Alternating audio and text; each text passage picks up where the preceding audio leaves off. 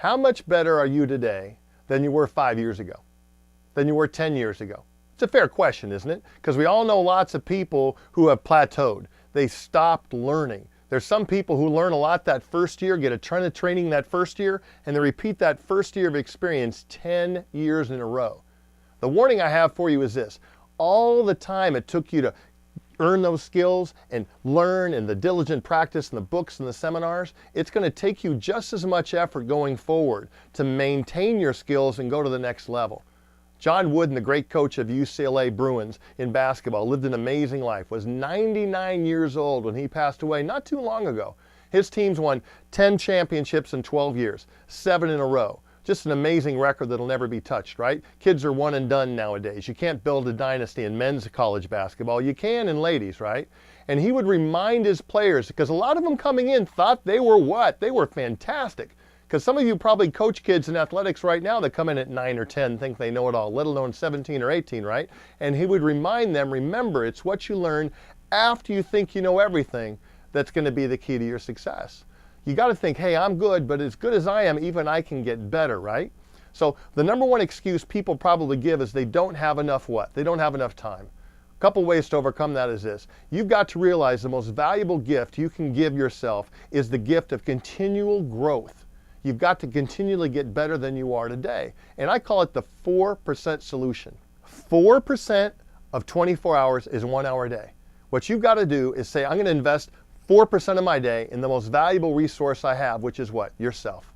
Your ability to consistently invest in your skills, your mindset, your attitude, so you can get better than you are today. Because the challenge is a lot of people have the excuse that they're just too busy to get any better. A good way to look at it, to rationalize it is if you look at 24 hours in a day, 7 times 24 in a week is 168 hours, right? Let's say I had a rope here, was 168 inches long. I want you to take just 7 inches of that rope and invest it back in you, because it's based really on the law of association, right? 1 Corinthians 15:33 says, don't be misled, bad company will corrupt good character. Now, it's not just the bad company of the wrong people, because we see that happen all the time. People are successful, but they keep the old posse and the old gang around with them, will drag you down. You probably had to leave some people behind in your career. So bad company in terms of people, but it's also the wrong movies, the wrong video games, the wrong TV shows that people watch. And it's the compounded effect of the law of association in an environment that really will dictate who we will become and how your kids are going to become. I've got a 16-year-old daughter right now, and if you've got a teenage daughter, are you pretty careful who they hang around, right? Because people say garbage in, garbage out. No, in terms of the bad information, garbage in, garbage stays. It corrupts your mind. You've got to be very, very careful. So I'm asking you, how much better are you today than you were 5 years ago? You might have seen on ESPN, I love it, they have the World Lumberjack Games. I don't know if you've seen it. They had it last year up in Saskatoon, Saskatchewan, right? And they had the finals of it is the lumberjack contest. They have a 4-hour contest, who can chop the most wood in a 4-hour period. And they have the guy Sven from Norway. He was like 6'4", 260-pound chiseled stone. And in the other corner was a guy from British Columbia, from outside of Vancouver. He was only about 5'8", 185. You know, he was in good shape. But just you're looking at the two thinking, this contest is over. And it was who could chop the wood in 4 hours the most, right? And they shoot the shotgun off, right? And these guys are chopping. They're looking like machines, chopping, chopping, chopping. Sven is just unbelievable, right?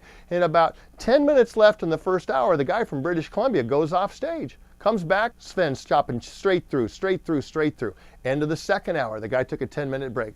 Third hour, fourth hour. The guy took 4 breaks. In the terms of that 4 hours, Sven was a machine. He didn't slow down at all. And they shoot off the shotgun at the end, and they total up all the wood. And wouldn't you know it, the other guy beat Sven by 2-1. Sven's not too happy about this because the little guy's up there, got the big check, got the St. Pauli beer girl on each arm. You know, he's going off stage, and this big hand grabs him, turns him around, and he says, you know, hey, I should have kicked your butt. I went for 4 straight hours. You took 4 breaks. What in the heck you were doing? And he says, well, I just took some time to get a glass of water and sharpen my axe. Are you out there chopping with a dull axe? Are you not putting the time into your career that it's going to take? Spend 4% solution, 1 hour a day, invested back in you, and see what the results are.